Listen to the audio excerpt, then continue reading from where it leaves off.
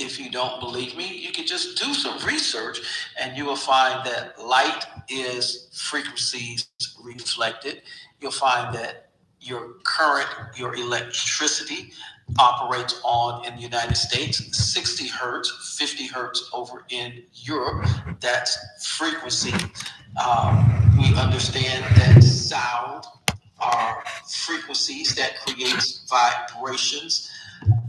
Our bodies, if you could put it under a microscope, you will find that even your hands are vibrating. We operate off of vibration. Sound is what vibration that comes from frequencies. And so when we can understand that energy operates with frequencies, it has vibrations, and therefore when those who are biblically astute know that it was in Yahweh Yeshua, Jesus of Christ, that said, I am the light. And then he told the disciples to be the light of the world. So what is light? Light is frequency. So from that perspective, then that means that Jesus was frequency and energy and had vibration. And if he and the Father are one, then that means the Father is energy and frequency and vibration. And when we can understand that, then we are more in tune to what Ben Yahweh, Yeshua, Jesus the Christ said, which is that God is a spirit, and they that worship him must worship him in spirit and in truth. Well, I'm going to stop there because I want to give a Bible study tonight, because we're talking about the laws of attraction, we're talking about manifestation, and how they line up parallel with the Bible. So I'm going to pass the mic back to you, Snyder. Well, thank you so much, Brother Jeff, Pastor Jeff, for being here. I go by the name of Schneiding, the Millennial Mom Money Magnet. I teach people how to get out of debt and improve in their finances. I specialize in savings and budgeting, ETF stock investing for beginners, and building business credit while having bad personal credit. I'm so excited that you guys are here in the Millennial Moms and Money Room here on Clubhouse. And hello to my YouTube family. I see you guys coming in. Please take a moment to share this video with your friends, with your contacts, your followers, because we have some great contacts, some great content to share with you tonight. And we're going to dive right in. We're going to talk about all things laws of attraction. You got to be attracted to people. I always say I'm attracted to people and people are attracted to me. That is a law of attraction. And we're going to dive deep into that conversation tonight. So let's talk a little bit about laws of attraction. What is it? How do we manifest anything that we want into our lives?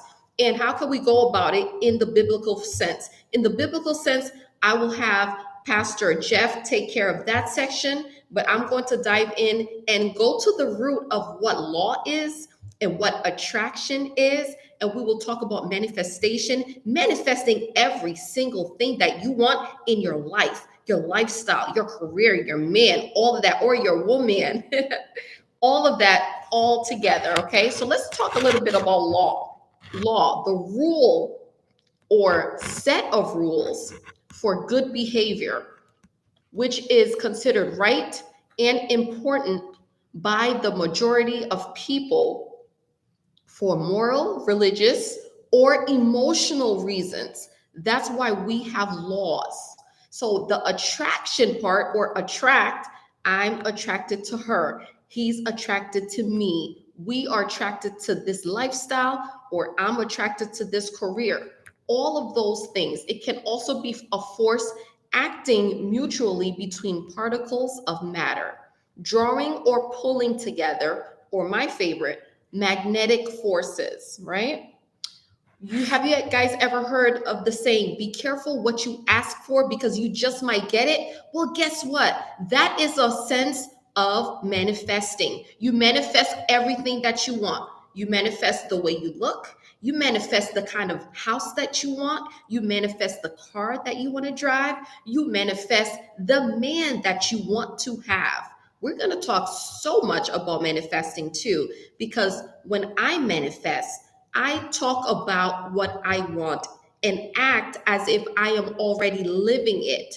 How I manifest, I say, Lord Jesus, I thank you for the 20,000 square foot house that I'm already living in. And if you don't want to say house, you say mansion. Lord, I thank you for the 20,000 square foot mansion that you have blessed me with. I thank you for the G-Wagon that I'm driving. I thank you because I have healthy children. I thank you, Lord, because I have a great business. I thank you for the people that I have around me. I thank you because I have good health. I'm financially stable. I have a functioning brain. All of these things you are manifesting because those are the things that you want from your life. Now, let's talk about manifesting a man, the right type of mate, a man or a woman. What traits are you looking for? What are your 5 non negotiables? These are the things that I want you guys to really think about because this is what's really important. What are your 5 non negotiables when it comes to you being in a relationship with somebody? What are they? You have to know them. Are you accepting a man cheating on you? Or is that a non negotiable? Are you accepting a man to look sloppy or does he have to be fit? Are you accepting X, Y, or Z? You have to know what your non negotiables are.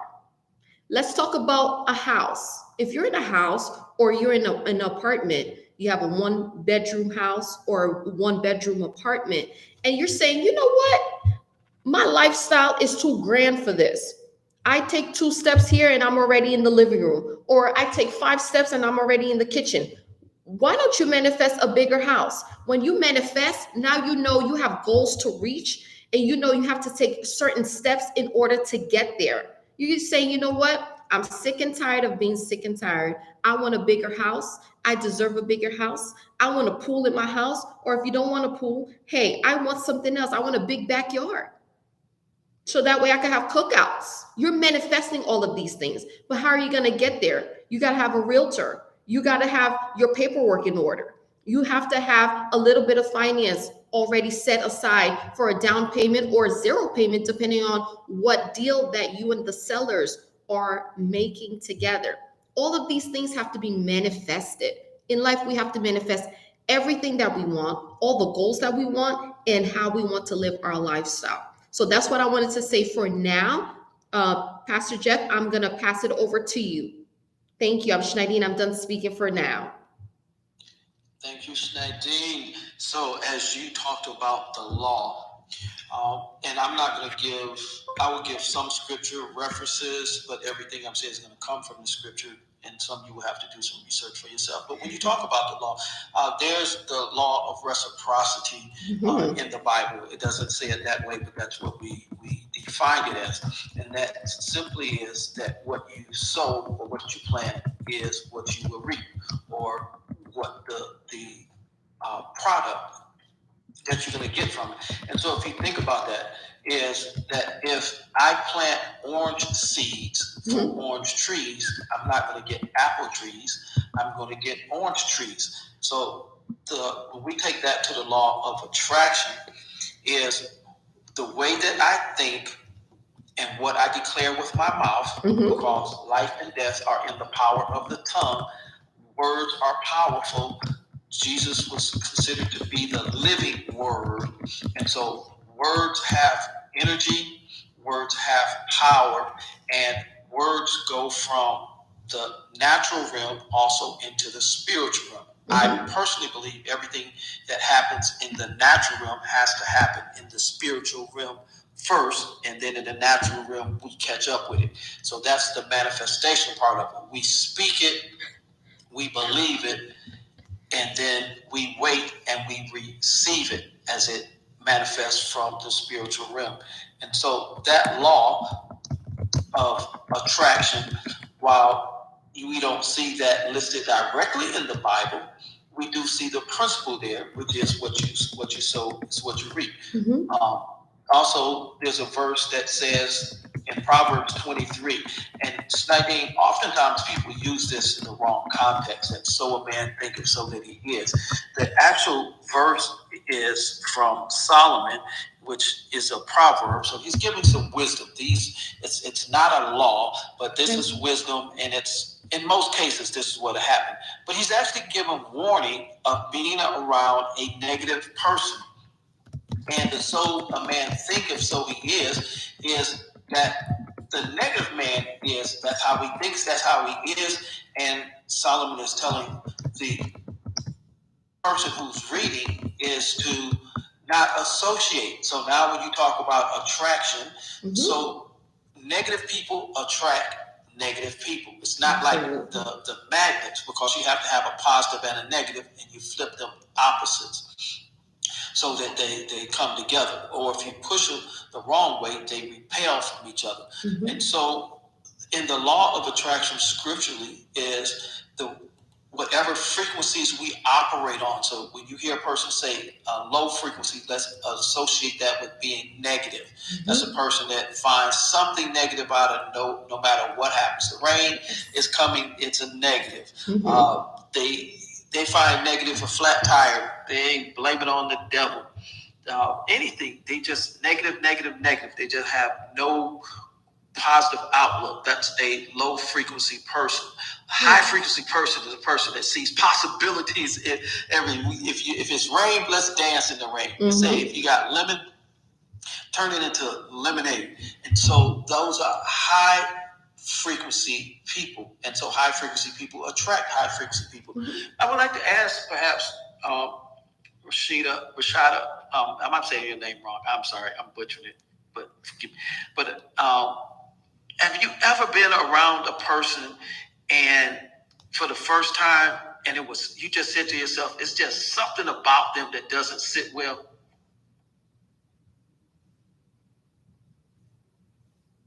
Hello? Hi.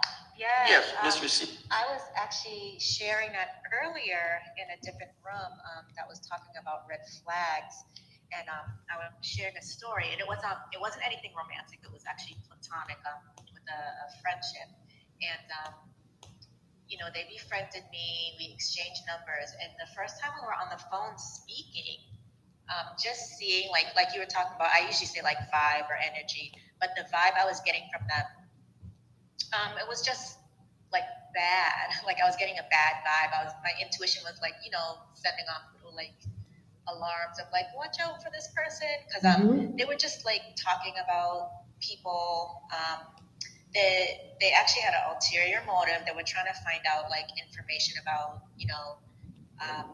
somebody and stuff like that. So when I realized that that's what they were doing, and I was just getting like a really bad vibe.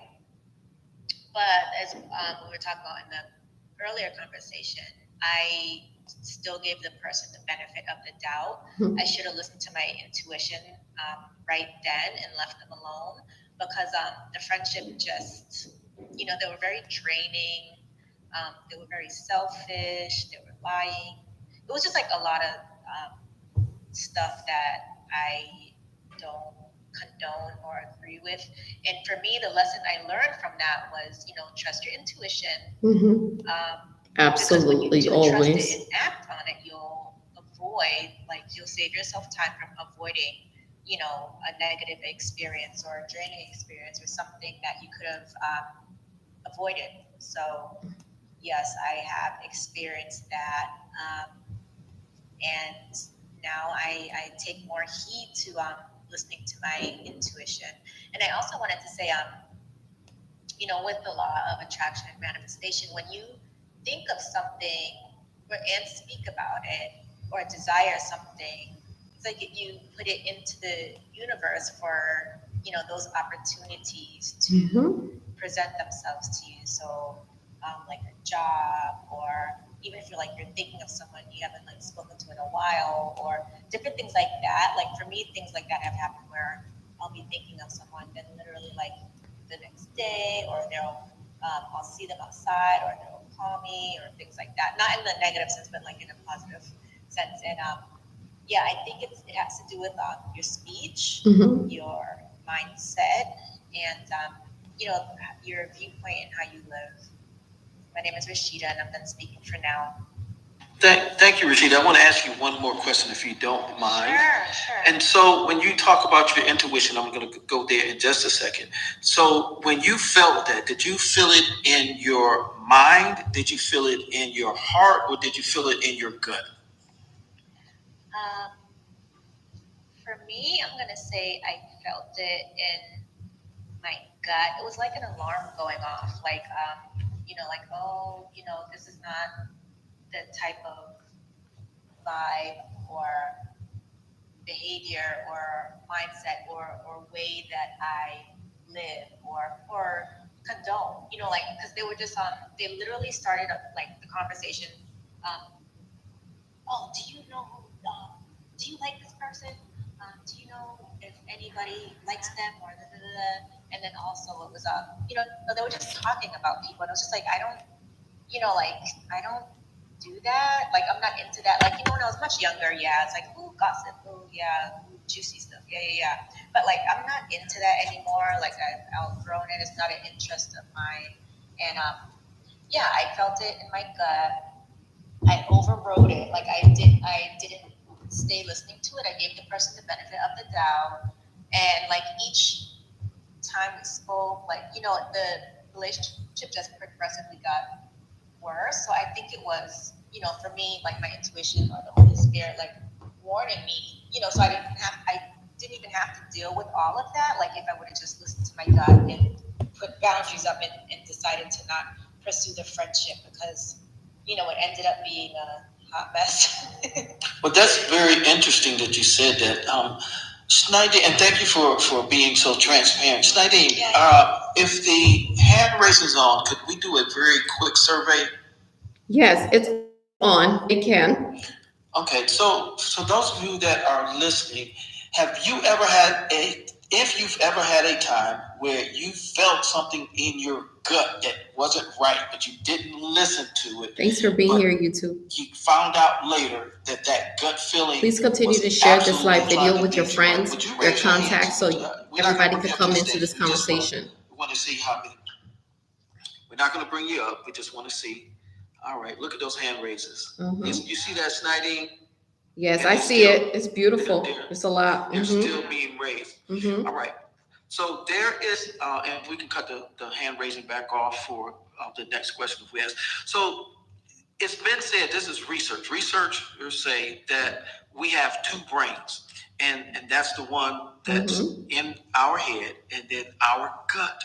And when you talk about intuition, think about it.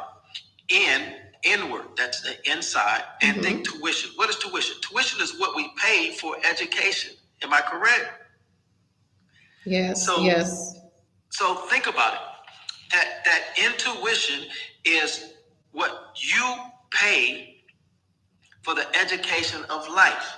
And when you get that gut feeling, that comes from the education or the tuition that you've paid in life for education, and your gut is telling you, wait a minute, experience and because I've paid for that, I've paid the tuition, there's something that's wrong here. And you're feeling the frequencies and the vibrations from the other person. And so it's like you're in the car, and I know some folks don't use radios anymore, but before they came out with Siri and satellite and all of that stuff, you had an AM and an FM radio. The AM was the lower frequencies that were always harder to tune into, and they always went out the first when you were traveling. Then you had FM, frequency modulation, which were higher frequencies, and you could get stereo on the FM. Now, when you get caught in between channels, what do you get? You get static. All right, but then when you get close to the station, the tuned in right, you start picking up sound, but there's still interference in it. And when you get it perfectly tuned, then there's no interference and you have a wonderful listening experience. Well, that's what happens to us when we get around people who are on low frequency. And if you're a high frequency person and they're trying to tune in, there's noise, and that gut picks that up and says there's something wrong here. I don't feel comfortable. I'm not tuned into this person. Some people say I'm not on the same wavelength. Well, guess what a wave is? It comes from frequency. But I want to go ahead. I love this. So I'm going to pass it back to you, Schneidine, because I could talk about it for 2 hours, 3 hours, 4 hours. And there's so many different aspects when we get into the frequency side of it. But I want to say one thing and before I pass this, Nadine, and that is when we speak to manifest, it's not just speaking words into the air.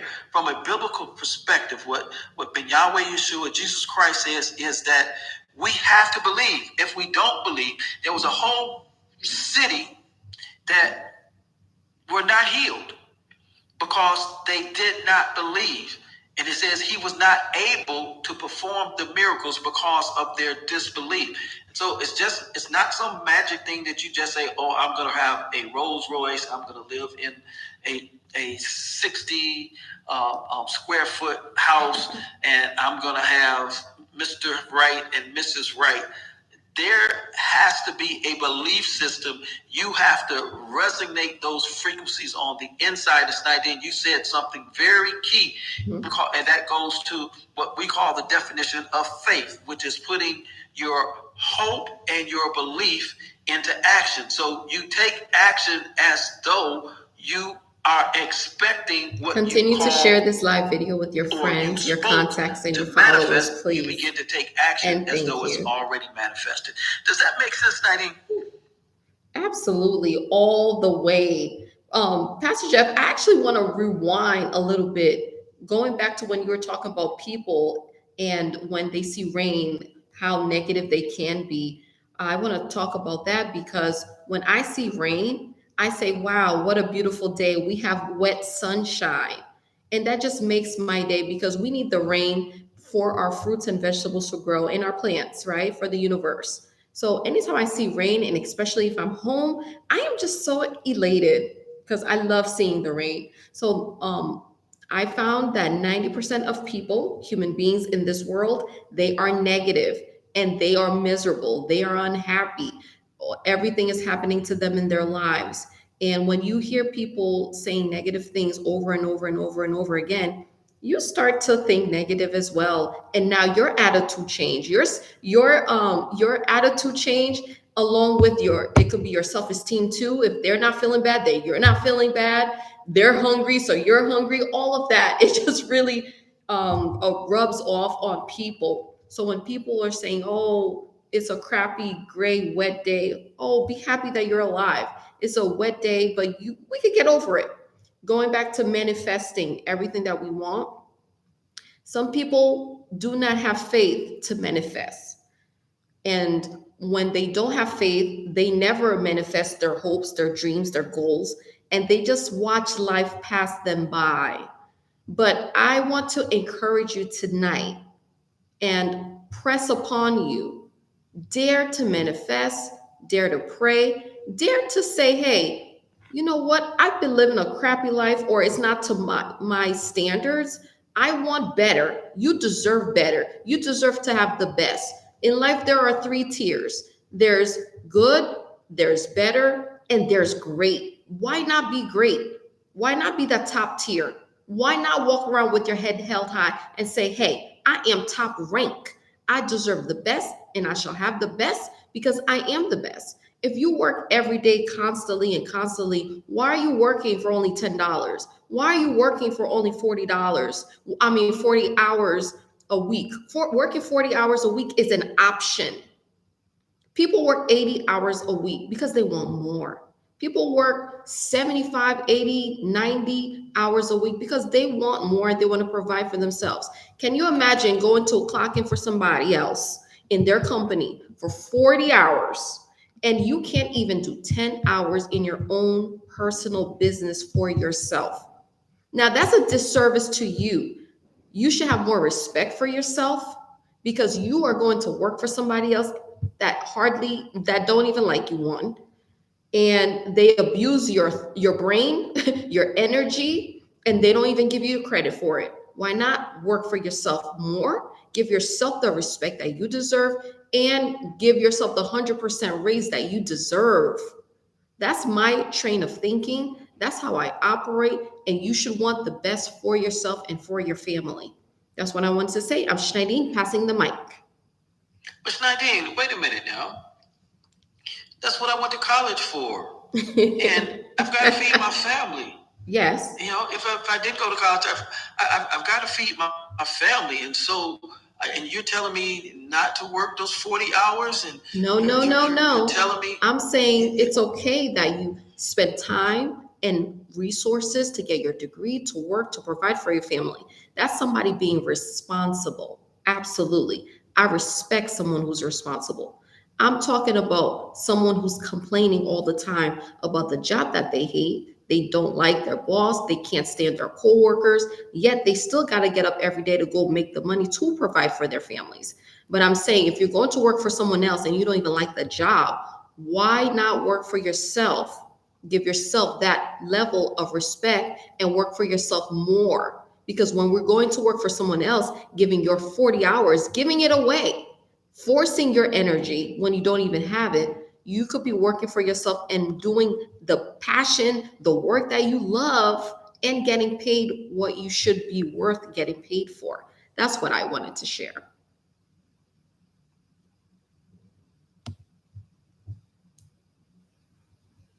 You there, Pastor? or somebody that's here in the listening lounge that says, that sounds good, Schneidine, that sounds good, Pastor Jeff, but I have to take care of my family. Mhm. Well, what would you say to me? And this is what I would say to them. You see, you spoke about that rain and that negative person who Mhm. looked at the rain, and then the percentage of statistics, 90% of people being negative. The truth is, none of us was born negative. We're programmed. And when we are programmed and we're around, look again, the negative frequencies Mhm. attract negative frequencies. So if you grew up around negative frequencies and you were programmed by those negative frequencies, then that's what you're going to be comfortable operating on. And so you have to have a mind shift. You have to understand that there are higher frequencies for you even to think on, but then you have to be taught Mhm.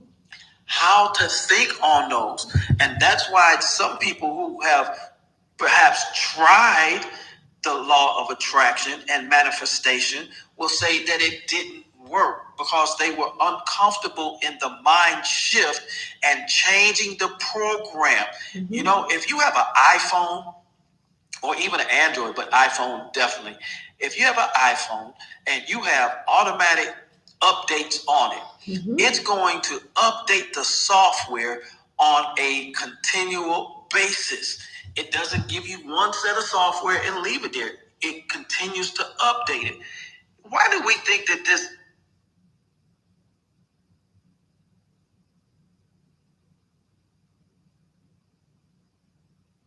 a software upgrade and a reboot? I wonder, does that make sense to you, Snidey?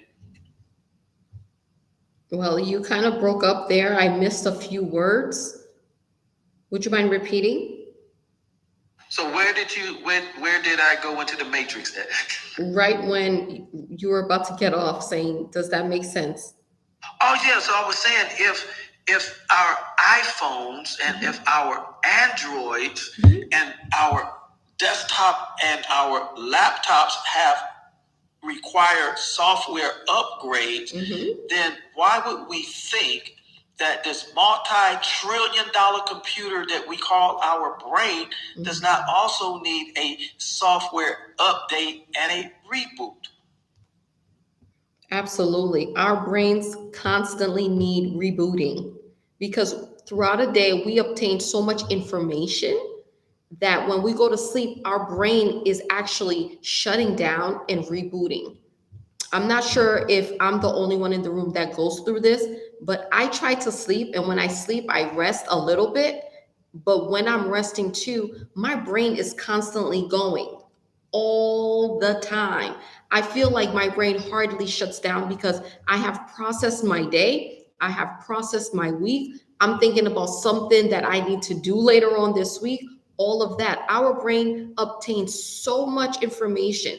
And we have to really say, hey, thank you, brain, for you being so amazing because throughout a day, you help me function. So that's what I wanted to share, Pastor.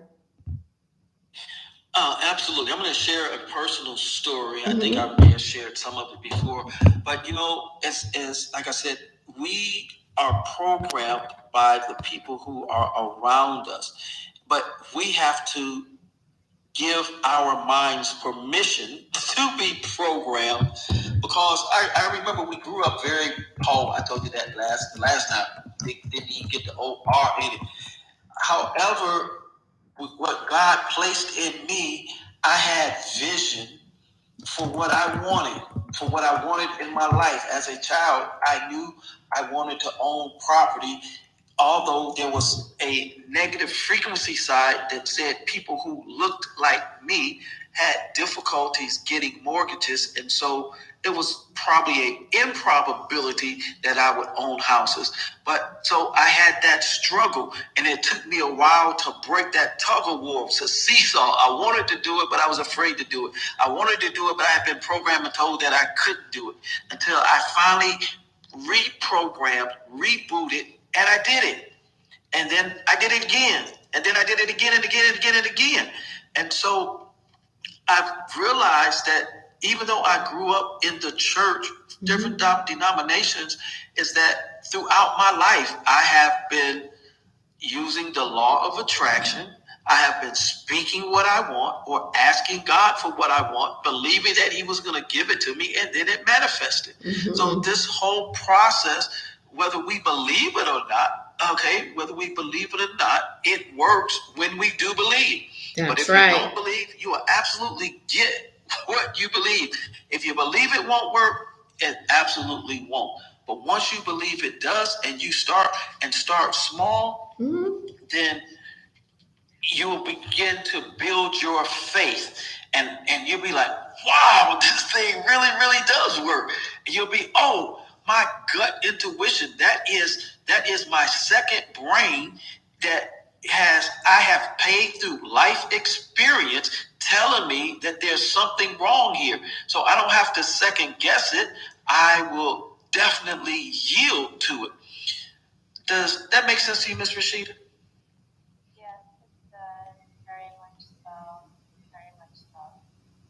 So if I could ask you another question, would you mind sharing with us your first experience with proclaiming and then manifesting? My first experience, I think I probably have to think about like my first experience, but I can tell you about an experience. I know with a job that I worked at, I really wanted to work there. I sent them my resume, and I didn't hear anything, but like I would check in, like, wow, I really want to work there one day. I want to work there one day. I ended up getting another job for like probably about a year, and when I left there, I saw that this place was still like looking for teachers. I work with children, and I applied, and they called me back, and I think it was because the other job that I ended up adding to my resume, like the place where I worked, is what I think what made them call me back. But I ended up working there, and I believe it was because I believed that I could. I had the faith that I could, and the majority of it was a wonderful experience. I learned so much working there, and even like the environment. It was one of the child care centers for a really prestigious university, and for me, like I would, for me, like I had imposter syndrome for a while because it's like I don't know. Hey guys, thanks for coming in. Appreciate you. Continue to share this live video with your friends, your followers. I appreciate you so much. We're talking about laws of attraction and manifestation. I didn't like to tell people where I worked because I don't know. I feel like it made them think of me as a certain way, even though I wasn't that way. And even probably up until a couple months ago, when I was telling a story about where I worked, somebody was like, acting a type of way towards me, and then like saying how if a person, because I was like the second Black person to work there, and eventually like more Black people started like working there as well, but like the person I was sharing the story with was making it seem like, oh well, if you're gonna, if you're a black person or if you end up working at a place, you need to, make sure you're bringing other like black people with you, and like just like saying it from, I guess it was from like their mindset, because that's not how I viewed it. And I had to end up saying like, if you want to like work somewhere, you can work there. You know what I mean? Like you just have to have the belief and confidence in yourself that you can work there. You have to apply or take the steps or whatever to work there. But if you want to, be at Harvard or work on Harvard's campus, or, you know what I mean? Like, work there too, you can work there too. All you have to do is just apply. Like you have to, believe and have confidence in yourself, but you also have to like take the steps to do it. So it's just like, instead of thinking like, oh, she thinks she's whatever because she worked there, or oh, you're stuck up or snooty, or however the person thinks, like, you can work there too. Right. All And you so have at to the do is just apply yourself or believe it and take the steps to do it. right, and so at the end of the day, you manifested your job. Yeah. Okay, all right. Thank you for sharing that. You're welcome. And so Can I for tell me, one more story I manifested? This is in the health field. So speaking of Harvard again, they have Harvard Medical School. They haven't done it in the last 2 years because of the pandemic, but every like March, April, Harvard Medical School has these classes called What's Up Doc, and it's kind of like layman medical classes for like everyday people. They're free. You can go and learn about like health, science, meditation, like doctors and professors, they come and speak about like certain things about like sleep, eating, like diet, like every like medical science type of thing you can think of. And I went to one, and it was talking about, I think, Eastern and Western medicine, and like yoga and Tai Chi.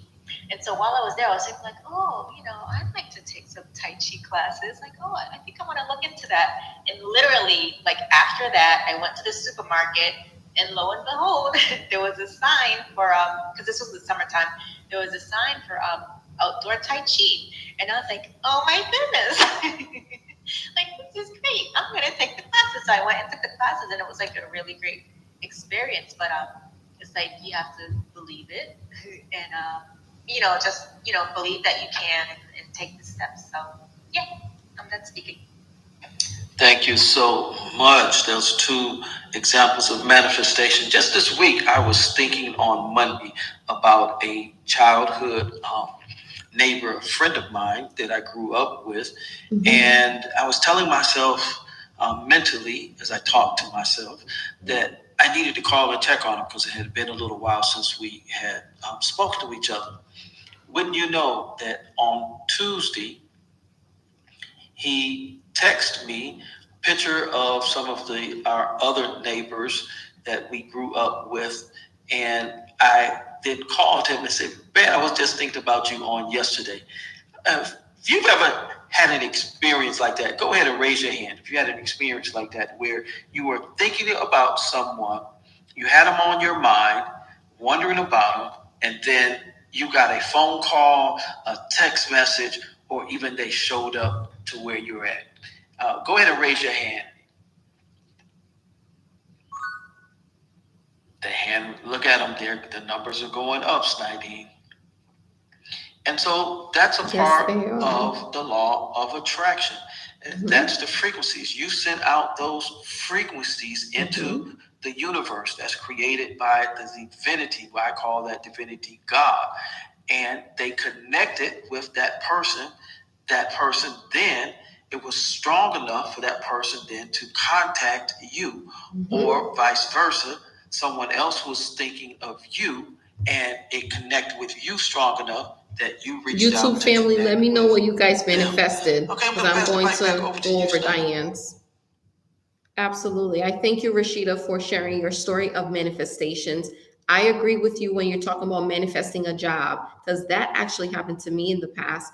I went to a job and I just casually said, hey, I can see myself working here. And that came true within 2 weeks. I promise you, I got the call and they were like, "You were the best candidate for us in our company. We would like to have you start within 2 weeks. When can you start? What day?" And then it happened again 1 year later, I promise you. And the second time it happened to me, it was with the company of my dreams, the dream job that I had. I don't dream of labor, but I'm saying this was the best career that I had ever thought of, because this company was like le creme de la creme de la creme, guys. I'm talking about high salary. I'm talking about breakfast, free breakfast and free lunch. And I'm not talking about just cold sandwiches for lunch and a soda.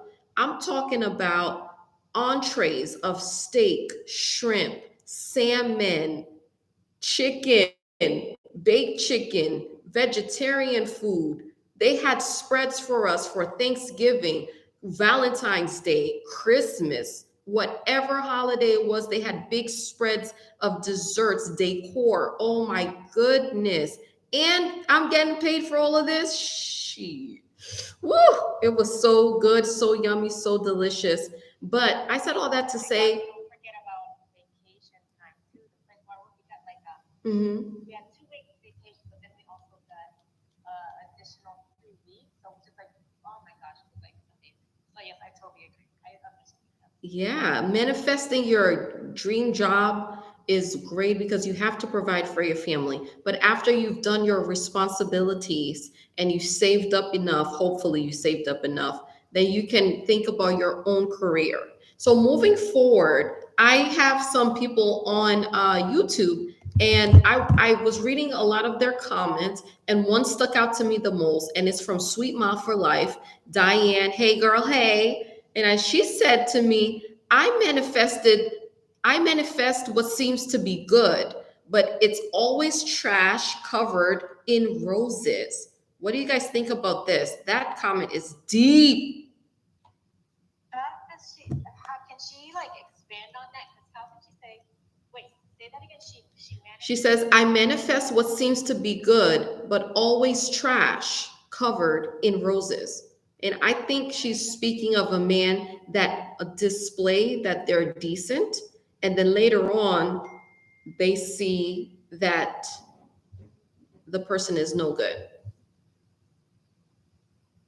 I don't know. I think with that, like, I think you have to get to know yourself, like in the sense of, which I was talking about in the other room earlier with the red flags, like Hmm. self care in the sense of you quietude, like getting to know yourself so you can hear, trust, and know your intuition. Because if you really pay attention, you will see like red flags, or they'll show Hmm. themselves, but depending on if you are ignoring them or not, is it will get worse. So yeah. Absolutely. So, with you saying about the red flags, people do put on disguises in the beginning of any relationship, a friendship, business relationship, or courting.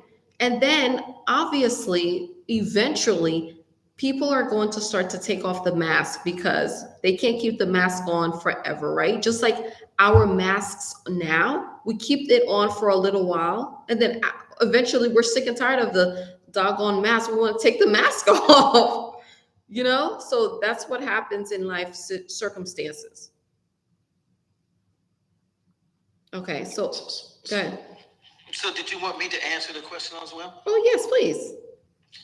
So oftentimes, or what I have found, and I'm not saying this is what your viewer uh, has happened with her, but oftentimes what I have found is that we attract what we are comfortable with.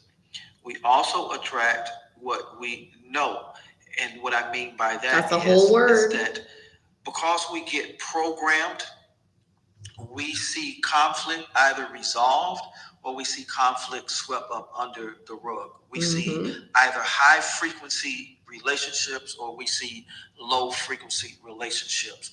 And as we view those and observe and learn from those, that becomes what we know and what we become comfortable in.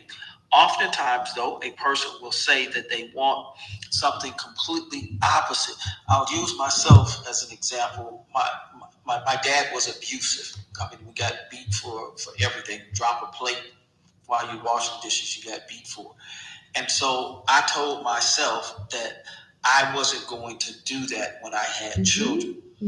However, Snydeen, wouldn't you know that when I had my son, is that when he would do something that I did, the first instinct was to do what my dad did when I did something similar.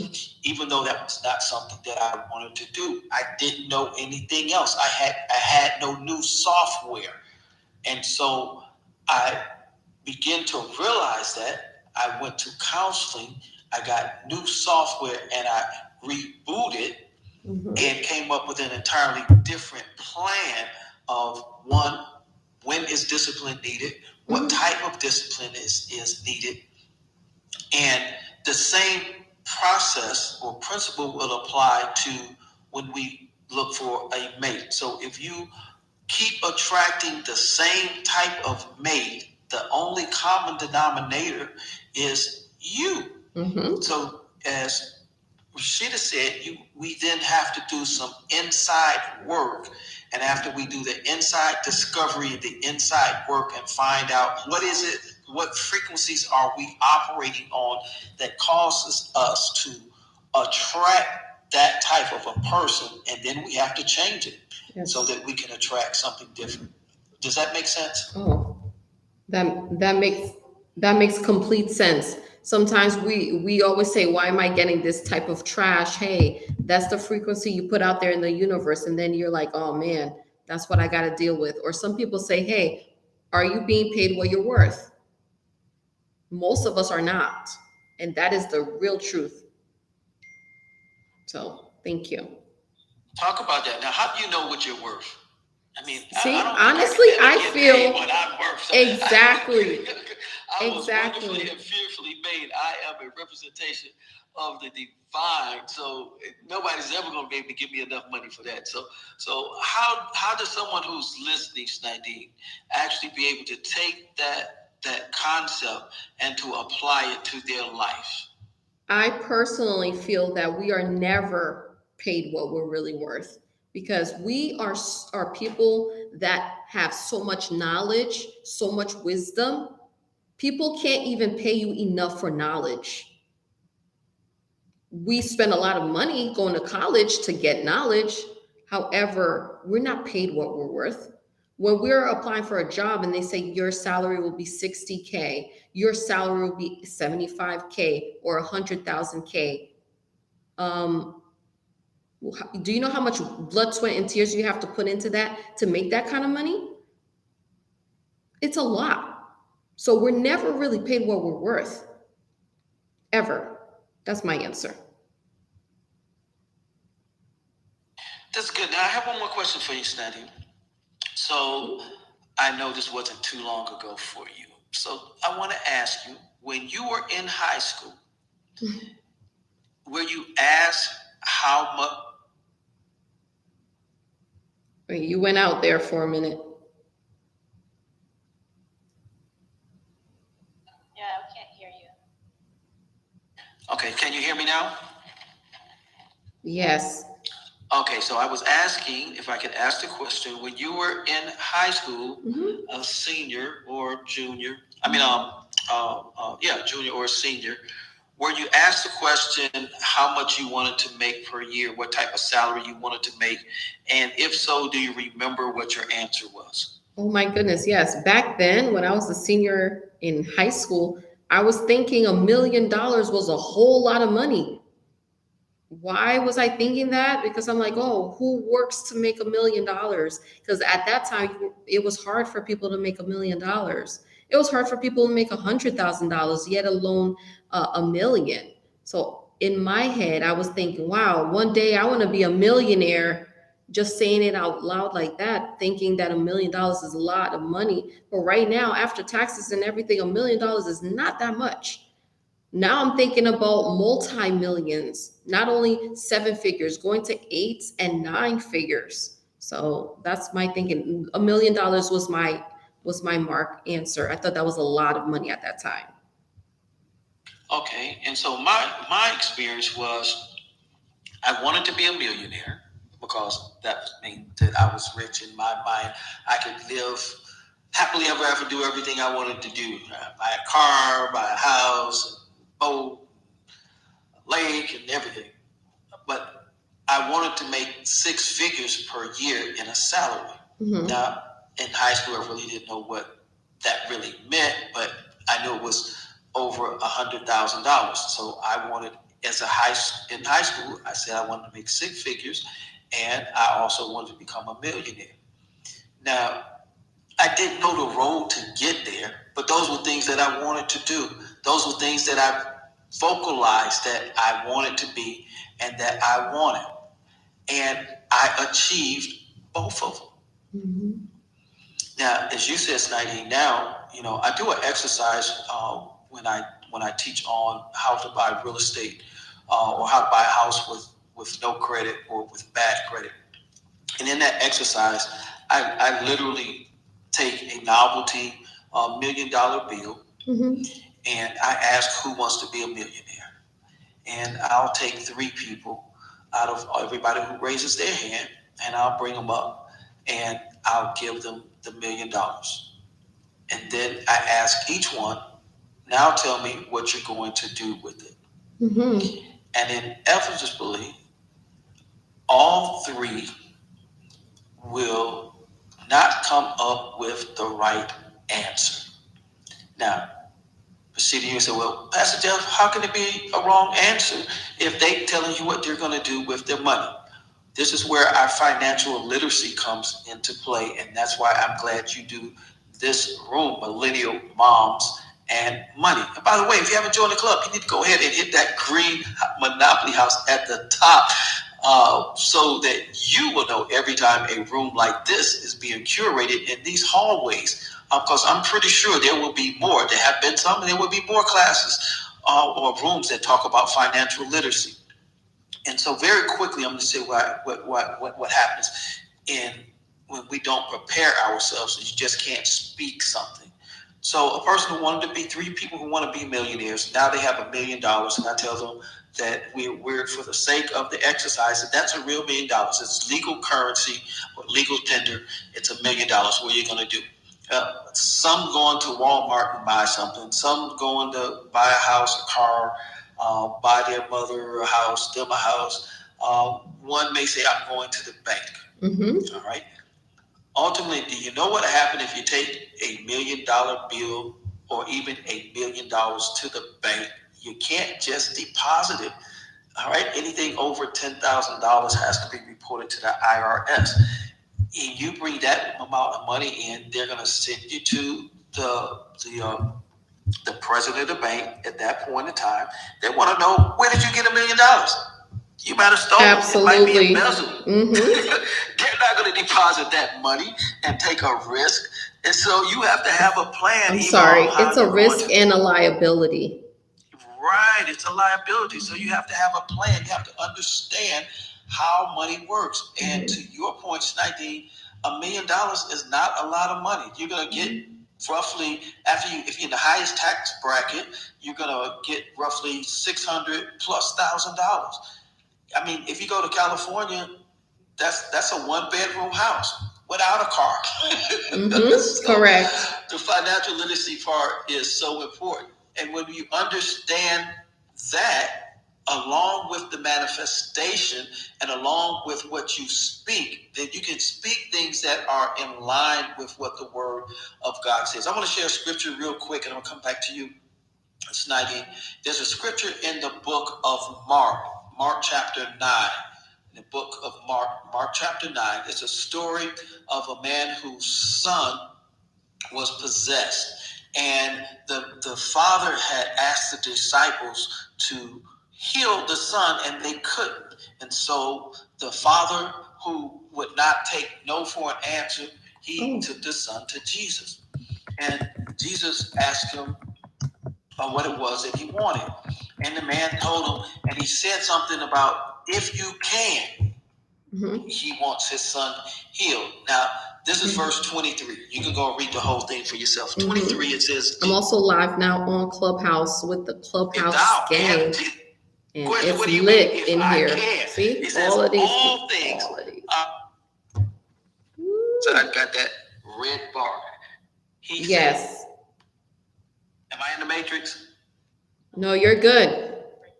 So Jesus says, if I can, he says all things, A-L-L, and the last time I looked that up in the dictionary, it means all inclusive or completely Hello, inclusive, Giselle, nothing excluded, Darlene, thank you. are possible Sweet Mom for to life. him that believeth.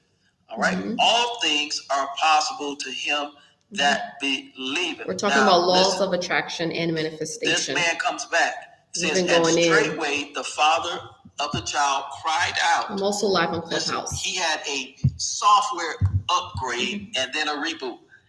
He says, with tears, Please share this Lord, live video with your I friends. believe, Have them help come in thou here my on unbelief. laws of attraction He and realized manifestation. that he Thank needed you. a mind shift. And so the first step, brothers and sisters, ladies and gentlemen, non-binaries, whoever you are that's listening, the first step to understanding law of attraction and to manifestation is that if you have doubt, you have to first learn how to conquer that doubt. That doubt comes from fear. God didn't give us the spirit of fear, but of love, of power, and of a sound mind. Power, energy. That's right. Part of the laws of attraction. And when we can understand that, then we are at the first base of law of attraction and manifestation. Passing it back to you, Snidine. What do you think about that? Wonderful. I agree on everything. We have to attract what we want, the kind of lifestyle we want, man that we want, career that we want, the money that we want. Yes, and I was going into detail with all of those, manifesting everything that we so desire. And at this time, Pastor Jeff, I want to open up for questions because we have a lot of people in the room that I got some questions in the back channel. And some people want to come up and talk. They want to be seen. They want to be heard. So I want to give them a chance to speak, say a few words, and then we're going to close out our Club Room House for tonight. Does that sound good? You guys could come up. Just raise your hands and I'll bring you up, if that's cool. Pastor Jeff, you wanted to say something else while they're coming up? Well, while we're coming up, what are some of the questions from the YouTube? Okay, so let's go back to the YouTube. Okay, I have Giselle Hart says, facts, gotta get rid of doubt and fear because, you know, sometimes, like you just said, that God does not operate in doubt or fear. Sometimes, you know, people have that doubt. Hey, boo, I see you, Miss Isaac. So some people, you know, operate in fear because they're not familiar with something. It's a new audience, it's a new career, it's a new relationship. They have fears in many different departments in their lives. So I always say, you know, it's always good to try to fake it for a minute until you get comfortable. But everything you do, you should do it with confidence and do it with enthusiasm. When you do things with enthusiasm, then you gain the muscle of confidence. So yeah. I like that, Snidine, and we see Miss Glory. We're going to come right to you. You know, I grew up with hearing that fake it until you make it. I've kind of reframed that now, which is to understand that I have to in that reprogramming, I have to practice. Yes, ladies, please continue to share this live video before we shut it down, because we've been going now for 59 minutes. A lot of people came in and out, so I would appreciate that. Thank you. Thank you. Stay in that track.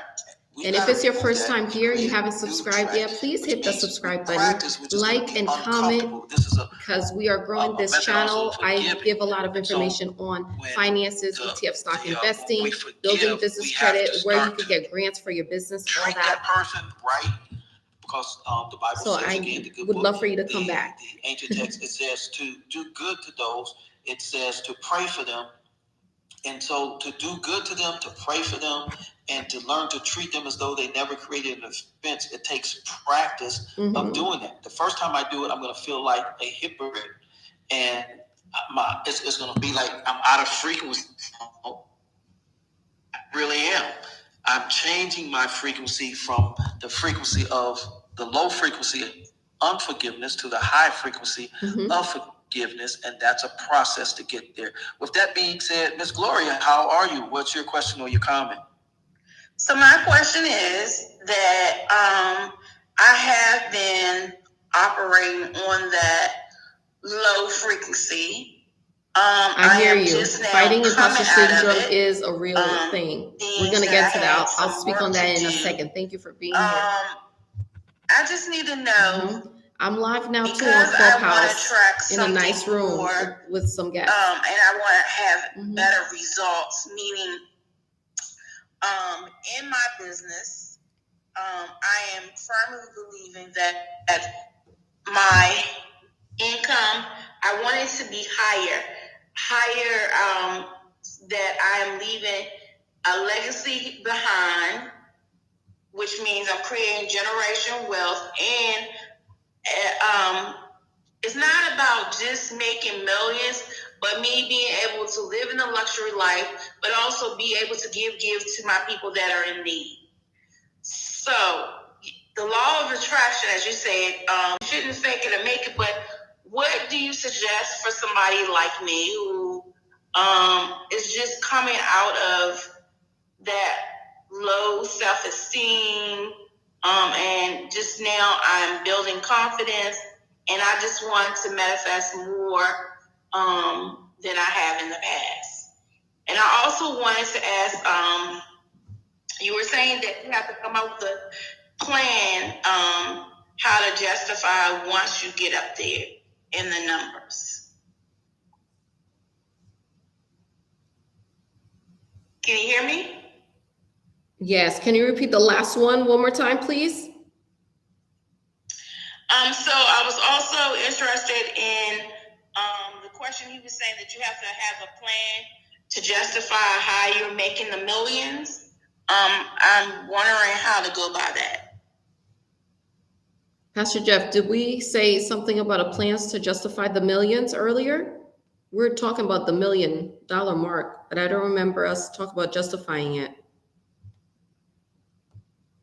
Okay, so what are you able to hear me? Because this red bar. Yes, I can hear you clear. All right. So what I said was that when I had each person $1 million, is that you needed to have a plan on how it was going to be spent. Now, what that refers to is when we talk about building generational wealth. That's a term that we will often hear when we start to talk to higher frequency people and those who are entrepreneurs, like us up in here, ladies, be in what's considered to be high-paying 9-to-5 jobs. Generational wealth first begins with financial literacy. So the plan is first understand money, understand how money operates, understand roles. That's financial literacy. How do I make money for me when I'm sleeping? While I'm sitting here talking to each of you, I'm making money. Some call that residual income.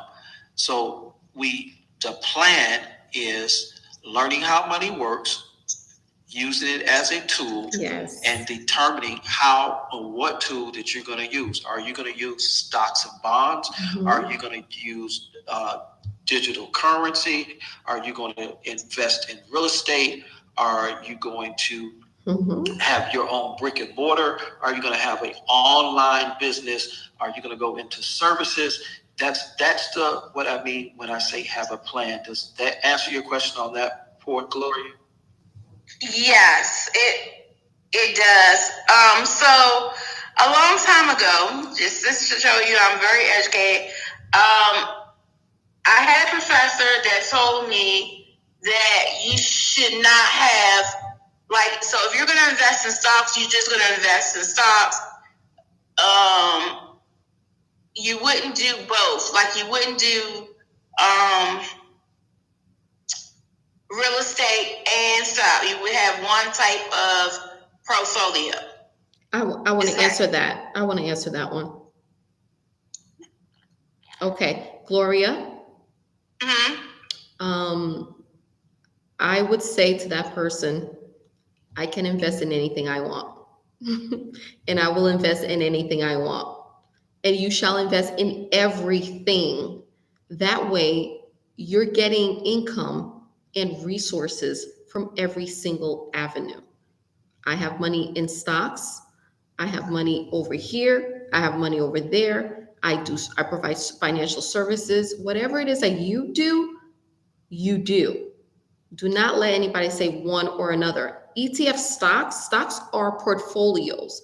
You can have as many portfolios as you want. And as many portfolios as you want, you can have as many shares in that portfolio. You start getting serious in your portfolios when you have 100 shares in each portfolio. I know what I'm talking about because I does this. This is what I do. So you could have money in your stocks and have money in real estate because you want to have passive income every single month. The best things that people are doing now is investing in Airbnbs and also multi-family homes. So that way they're getting paid from the top, first floor and second floor of their homes every single month. So whatever it is that you're doing, I would strongly advise for you to invest wherever you want to invest. I hope that helps. I'm Shnadine and I'm done speaking. Nadine, I just want to share something. Yes, please. Go ahead. If you go to the real, you will find there, it says, Okay. okay, can you hear me now? Yes, I can hear you, Jeff. I know Rashida asked if you could repeat that. And I want And to. so, according to realestate.com, the IRS, it says, according to the IRS, most millionaires have 7 income streams. Minimum. Not 3. It says they have 7. And those 7s are dividend income from stocks, rent from paychecks, rent from rental real estate, royalties from selling rights to use something they've written or invented, capital gains from selling appreciated assets, profits from businesses they own, and interest from saving, CDs, bonds, and other lending activities. Those are the 7. So that professor, Come don't know on. what he was professing, but he wasn't professing financial literacy. Come on. Back to you, Snidey. Wait, I think she had one hold more. up, Gloria had one brother, more question. Pastor Jeff. That was amazing, and that's exactly how I would have broke it down, Barney style. Can you please repeat that one more time? Because there's some people here and on YouTube that want to hear that information just one more time, if you don't mind.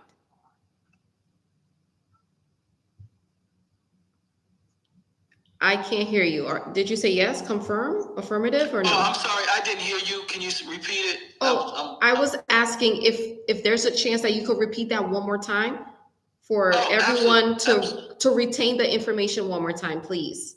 That was great. So if you want to find it on your own, you can Google. Yes. Actually, people are saying, Google. Please repeat. All right. So the website is dividend real estate altogether.com. And according to the IRS, it says, according to the IRS, most millionaires, now I didn't say all, it says most millionaires have these 7 income streams. All right. 1, dividend income from stocks owned. So they're invested in the market. Love that one. Number 2, earned income from a paycheck. So they're getting a paycheck, whether they're paying themselves from a business they own or they're working for someone else, but they have a paycheck. Or they're getting retirement. Like me, I get a retirement check. I retired from the United States Army. Number 3, rents from rental real estate. Yes. That's where I've made the bulk of my money, is in real estate. Royalties from selling rights to use something they've written or invented. I am a author, so I have books. Also have an invention. I'm not getting royalties from it yet, but I will. Number 5, capital gains from selling appreciated assets. So you may have a car that is an asset because you own it and you sell it for more than you bought it for, or part of your real estate or whatever asset is appreciated. In other words, it's worth more than it was when you bought it and you sell it. Therefore, you made money off of it. It's not a liability. Profits from businesses they own. So you have a business, you own it, and you get profit from it. And number 7 was interest from savings, CDs, bonds, or other lending activities. You might be a private money lender to a real estate investor. You're going to make interest off of the money that you loan. So those are 7 streams, not all of the streams. But if the IRS, Schneidine, recommends that you have 7 or recognizes that most millionaires have 7, why would we stop until we got those 7? I agree. I'm over here shooting for 9. I'm over here wanting to be an overachiever. Come on. I hardly sleep. I'm over here working. I'm uncomfortable because I'm not a millionaire yet. So when I get to my first million, I'm going to work to get 10 million because I'm not going to stay comfortable. Like I remember Steve Harvey said, you guys should not be sleeping 8 hours a day. Seriously, sleeping your life away. Why? Do you have a big house? Are your parents set and secured? No, they're not.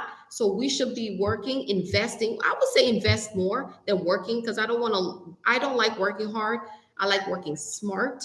So that way I can save some of my energy, but we should not be wasting our energy on things that are not income producing activities. So that's what I want to share. I would also. Go ahead. So my point is that I'm just basically I'm just started out, okay? Okay. I'm trying to get where you guys are getting at. How can I get there with the law of attraction? Oh, I want. So right now, because first let me understand where you want to go with law of attraction. So you want to use the law of attraction to increase your income? Do you want to use the law of attraction to attract a relationship? No. So my income manifestation on building relationships so that I can network to build my income. Like my plan is I have a book. Yes, I'm done. It's in the editing stage. So that's one income. I have my travel business. That's the second income. But now I really am serious about, I am ready to make serious money. And I'm just ready for a different lifestyle. So basically, let me be transparency. I'm overdue. God has been trying to push me a long time ago, but I was worried about bringing everybody else up. However, everybody's not meant to come up with me. So now I'm ready to move up and do what it is that, because I've been wanting to live this lifestyle where I don't have to worry about anything. I have my own jet. I'm living in a mansion, and in this mansion, I'll be housing people who want to better themselves. Wow. Okay, Gloria. Go ahead. Are you finished? I'm sorry. Yeah, I'm looking to have my own shelf, my own transportation. So I'm ready to build, and I'm starting from scratch. Okay, Gloria. It sounds like you are saying what I said earlier. I was saying, how do we manifest? Earlier on, when I first started this room, I say I manifest in a different kind of way. I manifest things in my life now, how I want to be living. Because often I've noticed that people are saying the wrong prayers. So with me, I say the prayers as if I'm already living it. I said, Lord, thank you for that $20,000 20,000 square foot home or mansion that I have. Lord, thank you for the chefs that I have. Thank you for the chauffeurs that I have. Lord, I thank you for the private jets that I have. I thank you for the positive people that are in my circles that are loyal to me. I thank you, Lord, for protection. I thank you, Lord, for grace. I thank you, Lord, because I have businesses that are feeding other families. This is how I pray. I pray in the current time. People often pray for things that they want in the future. I'm praying as if it's already here. I was talking with my girlfriend, Darlene, and she's on my YouTube, and she says, girl, I'm getting ready to celebrate with you in January because I'm going to hit that $1 million mark. That's what you want to be surrounding yourself with, people. Winners. Surround yourself with winners, because when your other friends motivate you, you're like, wait a minute. I'm over here looking to the left and to the right, like, okay, what am I doing with my life? You don't want to be the smartest person in the room. You want to be able to be stretched. I want to be stretched. And with that, I manifest by saying, hey, I'm a money magnet. I am known as the millennial mom money magnet. I really attract money. Money likes me. Money's attracted to me. Money sees me in the crowd and wants to talk to me and come sit next to me and sit in my bank account. That's how I'm manifesting money. I am a money magnet. I deserve money. I deserve it all. This is how you should be talking to yourself. So I'm Schneidine, and I'm done speaking for now. I hope that helps. Gloria, I'm going to give you a couple of steps. You're very welcome. And, all right, and that was fire, Schneidine. So, number one, if you don't have it already, create a vision board.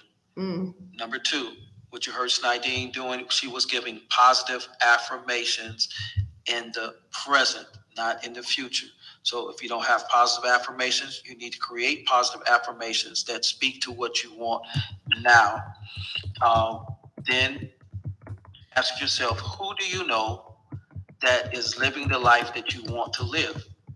And you get in their vicinity and perhaps let them mentor you or coach you. Perhaps you volunteer to shadow them, so that, as Nadine said, you don't want to be the smartest person.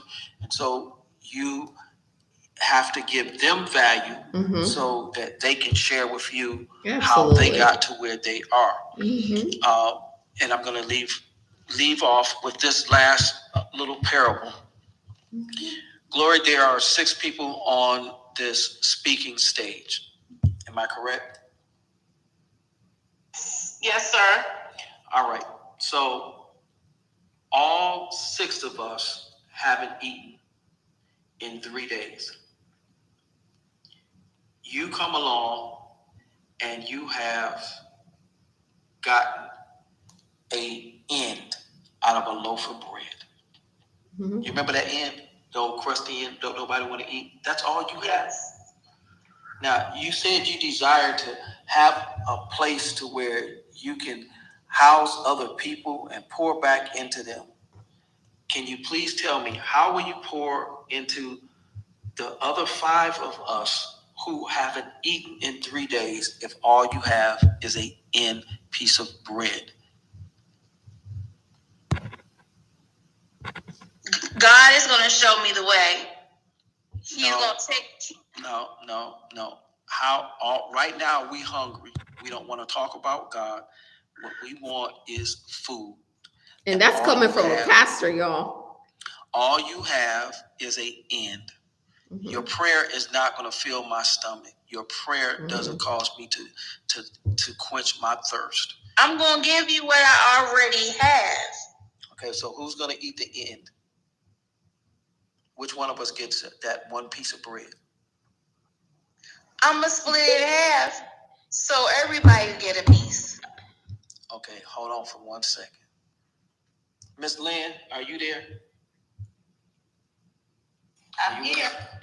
Miss Lynn, you're getting a 1/6 piece of an end out of a loaf of bread. You haven't eaten in 3 days. What are you going to tell Miss Gloria? That's not going to help me. Okay, thank you. Miss Rashida, What you gonna tell Miss Glory? I'm gonna say thank you, but that's not gonna help me. All right, thank you. I'm still hungry. All right, King Carl, what you got to tell Miss Glory? You getting 1/6 of end out of a loaf of bread, and you ain't ate in 3 days. That's a good question.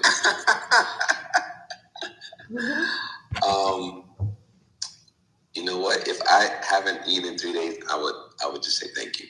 And in my mind, I would be disappointed. You're gonna be nice, but you're gonna be disappointed and still hungry, right? Right. And still eat. Miss Nadine, what are you gonna tell Miss Glory? I'm gonna say, girl, that is not enough, because the Lord says, we shall have, thank you, Lord, for, what's the saying of the loaf of bread? But I want the whole bakery. I want the whole bakery.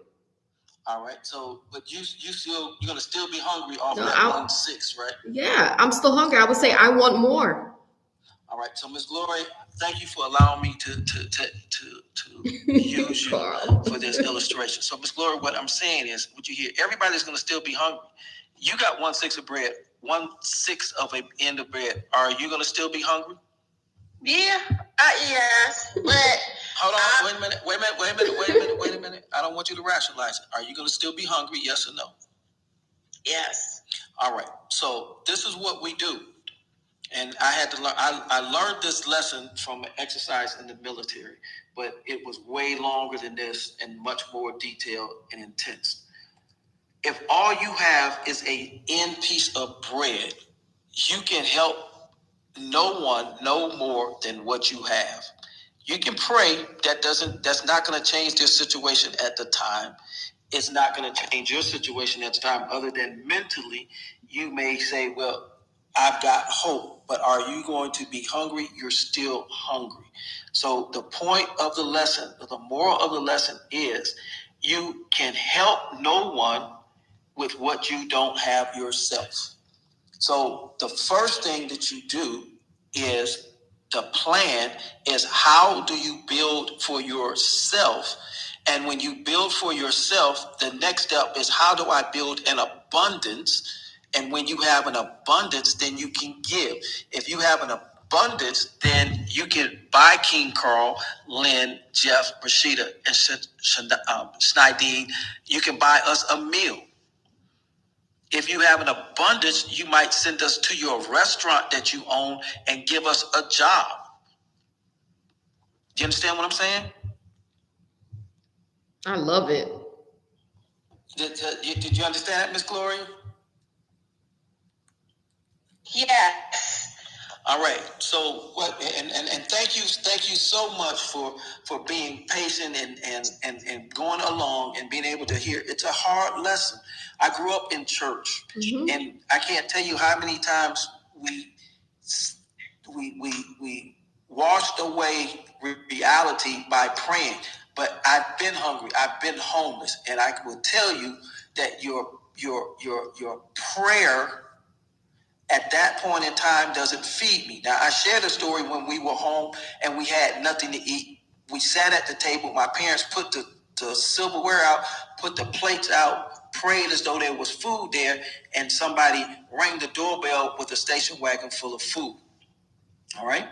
But that was my dad's faith to feed his family. But if you're talking to me and I don't know your God, yes, and you're telling me just pray for God, well, tell your God to fix my stomach. When you fix my stomach, then I'll consider the God that you're talking about, because now you've met my immediate need. If you don't meet my immediate need, the parable that I read about, the man went to the disciples. The disciples couldn't help him. He left them. He kept moving. He went to Jesus. Why? Because the disciples couldn't help. But if you read your Bible, you find it before that there was a time that they were healing. But at that point in time, they couldn't. So the man's immediate need was to have his son healed. So when we talk about the manifestation, the first step, I gave you things to do, the vision board, your positive affirmations for your self-esteem, and for what you want to manifest as far as your finances, for your travel business. You set up a travel business, and then build your travel business to the point that you can take it's operating and making money when you sleep, and then you go to something else. But if you try to build all 7 of those things at one time, you may find yourself discouraged and quit. I would say one last thing, and then we're going to move to Ms. Lynn. And that is, for anybody who's listening, when we talk about investing in stocks, we are not financial counselors. We're not giving you financial advice. What I would say is that if you can't afford to lose the money that you invest in stocks, do not invest it until you have financial literacy and you understand what you're doing, and know that while you could make a lot, you could lose it all. With that, thank you so very much, Ms. Glory. Did we answer both of your questions? Yes, sir. All right. We appreciate you for coming up and for your vulnerability and for your honesty. Ms. Lynn, how are you? Do you have a question or a comment? No, I'm just listening and enjoying the conversation. It's very knowledgeable, and I like that last statement that you said, and about if you don't have the finances to invest, because a lot of people don't tell you that. They just make it seem like that everybody did just need to invest. And I yield my mic. Thank you, Ms. Lynn. And that's why if you haven't hit that greenhouse at the top of the Millennial Moms and Money Room, you're doing yourself a disservice. You need to hit that greenhouse, hit the notification so that you'll know every time a room that's going to pour into you, a room where you're not going to hear about the negativity, a room where we share with you how, yes, you can upgrade your software, reboot your mind, and you, through the laws of attraction, through your belief system, rewire, can manifest that which you want. It's right there in the Bible. He says, if you can believe it, that you can have it, because nothing is impossible. Miss Nadine, your king brother is here, and I'm going to let you do the introduction. Yes, he is. Before we go to Carl, I just want to say, Lynn did send me a message in the back channel saying you gotta faith it, Faith,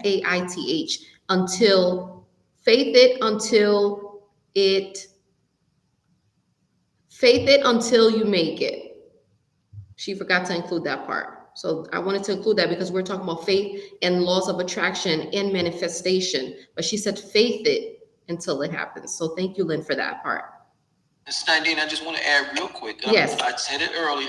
I want everybody that's listening, those who are on the YouTube and those that are here. All right. I've been there, and I want you to understand, when you faith it until you make it, faith, I know if you're in church, is the substance of things hoped for, the evidence of things not seen. Let's bring it to the 21st century. Faith is putting your belief and your hope into action. So if you're going to faith it, that means you've got to practice. You can't just put it in your head. You've got to practice. So if you're not putting action to it, then it's not faith. Back to you, Snipe. Faith and work, that's a biblical scripture too. I don't know it off the top of my head, but faith without works is dead. So you do have to add works to your faith. Absolutely. Yes, indeed, Lynn. And one last thing, we had a comment from Miss Isaac on YouTube. She says, fighting imposter syndrome is also a real thing, because we're talking about the manifestation. I wanted to read her comment before she left, because she was on here for a while and she wanted to participate in that, because imposter syndrome is a real thing. A lot of people are saying earlier, are you getting paid what you're worth or you're not? And she put the comment there saying fighting imposter syndrome is a real thing. And it really is. So thank you, Miss Isaac, for that comment. Lastly, Carl, I wanted to say hello and thank you for coming to the room. Introduce yourself, please, and let everybody know who you are. And at this time, the hand raising is open. We'll take a few questions before we close the room. The room did go a little over than we expected tonight. It's because we're talking about all things law of attraction and manifestation in the Millennial Moms and Money Room. If you haven't already, please follow this club, because we bring the heat every Thursday night at 7 p.m. Eastern. Thank you so much. Hey, peace, family. Peace to all the kings and queens. My name is Carl Michelle, the young executive. I'm a youth motivational speaker, best-selling author, writing coach, and I am the owner of the #1 recording studio, podcast studio, and photography studio in the state of Connecticut. If there's anyone out there that's looking to write a book, develop a book, publish a book, and market it to bestseller status, 6 figures or beyond, you can reach out to me. All my information is in my bio. And I love the topics, love the conversation as always, Nadine. So thank you so much for putting on this room. We're talking about faith, we're talking about manifestation. I heard vision boards. These are all things that I strongly believe in. I think Jeff, your mic is still on. King Jeff. So we were talking about the power of manifestation and just looking at things from a different perspective. Growing up, I always heard the phrase, "Oh, I gotta see it to believe it." That's not faith. That's not manifestation. You're probably not going to get anywhere if you're always thinking like that. So instead of saying, "I gotta see it to believe it," I can promise you, if you believe it, then you will see it. If you can already picture yourself in that car, if you can already picture yourself in that house, if you can already picture yourself in that career, if you can already picture yourself speaking to that audience or whatever the case may be, and then put faith to it, it's going to happen. And and put some work to it. I mean, and some action steps behind it. What I heard from Steve Harvey is that you have to spoil it yourself every once in a while, or just do it once. Treat yourself to something nice. Maybe if you've never flown first class before, treat yourself to a first class ticket. Because what happens when you treat yourself to a first class ticket, you get to experience something that you've never experienced before. They close the curtains, they feed you the food, it's open bar, they give you the warm rags to wash your hands, you got the headphones to listen and watch whatever you want to watch. It's a different experience when you're sitting in first class. If you treat yourself to that first class ticket, the next time you fly up on a plane, it's going to be very hard to walk past the first class seats and go back to your seats in the back in coach class, right? So I say all of that to say, once you experience a luxury vacation or just even a first class ticket or something nice that you treated yourself to, your mind will always start to think about how or what you can do to get you back at that level, get you back in that space. It's going to open you up to thinking more creatively. When you're looking at your vision board every day, when you're saying your affirmation, it's going to literally draw you closer to it. That attraction, right? That faith is the bridge between where you are and where you're going to be. So you don't have to see it to believe it. You got to believe it, and then you'll see it. My name is Carl. I'm done speaking for now. Thank you, Carl, so much for sharing that. I have to say that Sweet Mom for Life, Diane, commented and she said everything that you said. She was laughing because she said she couldn't believe you said that in regards to the bread part. You'll say thank you, but be upset in your mind. So she just wanted to share that part with you, okay? Because she couldn't voice it to you yourself. Oh, thank you. I just wanted to add, when you talked about that imposter syndrome, now you're able to hear me okay? Yes, we can hear you. All right, so when we talk about imposter syndrome, I was in a room today, and that's so prevalent. So there's 6, I'm going to give you 6 ways that shows up in our life. The perfectionist, the soloist, they just got to do things by themselves. We know what the perfectionist is. They are often the procrastinator because they got to get it. It's got to be perfect or I can't do it. It got to be perfect or I can't turn it in.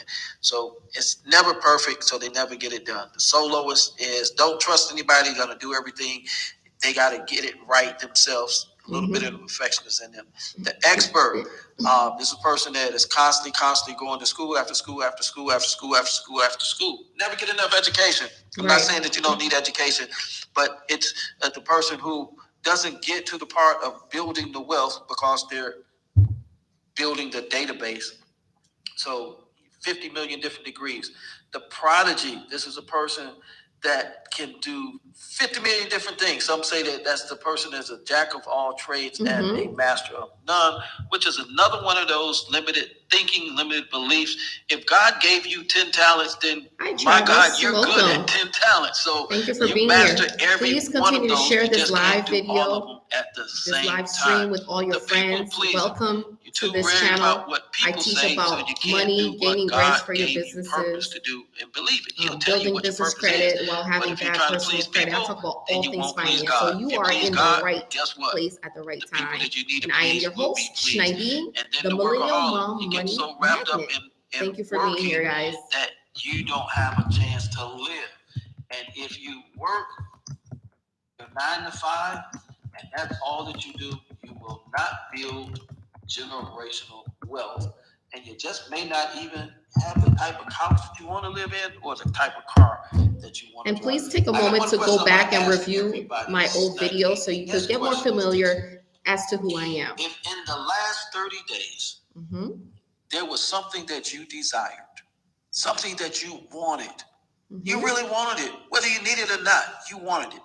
But you told yourself, I can't afford it. Ooh, that You word. don't understand the law of attraction or manifestation. And the fact that you told yourself that you can't afford it, that's why you don't have it now, because you sent that living word into the universe. And the universe said, I can't give that to you because you've already declared that you can't afford it. Passing the mic back to you, Snidey. Ooh, that word, I can't afford. Ah, I'm so allergic to that word. It just gives me, it just makes me itch because I don't like to hear it. And it's you blocking something that was already supposed to be yours. You're not supposed to block yourself of any blessings because you should be walking around in abundance and say, hey, I can afford anything I want. And that's how I talk. People think I'm crazy, and that's all right. And then they always say, Shadi, you always do get everything your way, how you want it, because I have declared and decreed it. Because I am a child of God, and anything that I want, I shall have. And that's how I want you guys to be talking, YouTubers and Clubhousers, because you guys are so rich in mind, body, and spirit. You should have anything that you want. And you should say, I can afford that. You want to know when you say, I can afford something, and the floodgates of heaven starts opening up, doors and windows start opening up for you. God sends people to send you donations wherever. You're like, wow, I just got a surprise Cash App, or someone sent you something because you are opening yourself to the universe. So never say you can't afford anything, because honey, look at here. You could afford anything, okay? So thank you. I wanted to share that part. Yeah, my personal story is I used to tell myself Janae that, Williams. which was a way Favor, of me telling yes. myself that I just Welcome. wasn't going to buy whatever it is. So it wasn't Continue that I sharing afford this it. live I just told stream myself with I your couldn't friends, your afford it. followers, And guess what? people I in your did it until WhatsApp, I please. realized that, hey, You're in the right I place was at the blocking right my own time. blessings. And thank you And for if being I thought here. I needed that money for something else, and I want you to understand what I'm saying. And subscribe to this channel too, please. That instead of saying I can't afford it, I'd go ahead and get it. Go get it. And let's just say the money I need when that something else comes up, it's gonna come. And can I tell you, Snidey, it started to happen. Yes. I would spend the money, get what I wanted, and then a check I wasn't expecting to come. Come on now. In the mail, or somebody would give me some money. That just happened to me last week. Just past week. Yeah, tell us about it, Rashida. You can finish your statement and then I'll go. Well, that's what I'm saying. The law of attraction, it came. So when I was saying I can't, I was putting it into the universe that I couldn't. And when I started doing, then the universe blessed me. And when it came time to get whatever it was that I was worried about, the money for it came. So I didn't miss out on either. Yes. So I'm just saying, we've got to be very careful of what we say. Our words live. They set us up. When if my knees start to hurt, I say, I have good knees. I have knees that I can run on. I have knees that fulfill my needs. And guess what? The pain all of a sudden Goes away. Goes away. This is Pastor Jeff, and I'm passing the mic to you, Rashida. Thank you. So yeah, I was in a prayer room last week, and like I had just given a couple offerings, and then I was thinking like, oh, I hope I didn't give too many offerings. Like I still had money, and if I needed money, I could still get money. But then over the weekend, like I get a check in the mail, like that I wasn't expecting, and it was actually the amount of the offerings I gave plus a little more. So it was like, God was, reimbursing me, like he already had me covered. Look at God. Like, yes. So I was just like, amen. I was like, oh my gosh. So, yeah. And then the funny thing is, the prayer room I was in, a lady that was praying Monday, this happened to me Saturday. The lady that was praying like Monday or Tuesday was like, she actually prophesied that people are going to be like getting like money that's been backed up, or checks in the mail, or checks in certain places. And I was literally one of those people. So I was like, oh my gosh. So yeah, it happens. I agree. Thank you so much, Rashida, for sharing this. So at this time, we're going to wrap up the room. I just want to say thank you to everyone who came to support the Millennial Moms and Money Room. Before I close out, though, I want to share my S formula with those newcomers on YouTube. Hello, all the newcomers. I see all of you, and I just want to share this before I close out. I'm going to share with you guys my S formula. It's a positive financial affirmation that I created last year during the pandemic when everyone was home and were worried about finances. And I said, hey, I'm going to put this out in the universe and share with people who need to hear this message, okay? And it goes a little something like this. I declare I will dominate over my money. You can say it out loud, YouTubers, because you haven't heard this yet. I declare I will make better financial decisions that benefit me. I declare I will thrive in everything I do. I declare financial freedom. I declare I am debt-free. I declare I will open my account and say hi to my money. I declare I will win because I was created to win. And if you guys want the S formula, please send me a message or slide in my DM, and I will send you the link for that S formula. And lastly, just a announcement. I am going to have my program, my 4-week program, starting on Tuesday, November 23rd. It's Get Out of the Red and Into the Black. That program will have everything that you guys so desire, such as getting information for your finances, ETF stock investing, building business credit while having bad personal credit, and how to create an effective LLC to structure it properly. So if you guys are interested in that, I'm going to leave my email here. You send me your email information saying that you're interested, and I'll send you the link information to get you going and registered for this program, okay? That's really been Can you repeat that, your class you're having in November, because we lost you? Oh, you guys lost me. I'm sorry. I had phone calls coming in back to back. See, that's what happens, right? Okay. Yes, and it's still coming in. Yes. Okay. So with that being said, I was saying that I'm going to have my program on Tuesday, November 23rd. We're talking about all things business, building business credit, ETF stock investing, how to structure a business LLC properly, how to gain Duns and Bradstreet numbers, all of that for business. We got to get things in order. So if you guys are interested in that, send me a message and I'll send you the email here. And we are wrapping it up tonight. I thank you, mods, for being here on stage with me. I thank you for your time, your energy, and everyone who came to the room. I appreciate you guys so much.